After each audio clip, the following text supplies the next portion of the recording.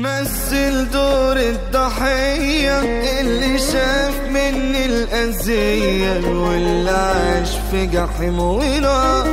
وما تنساش تيجي سيرت ترفع ايدك وتدعي وتقول يا رب حقي واسمعني باختصار.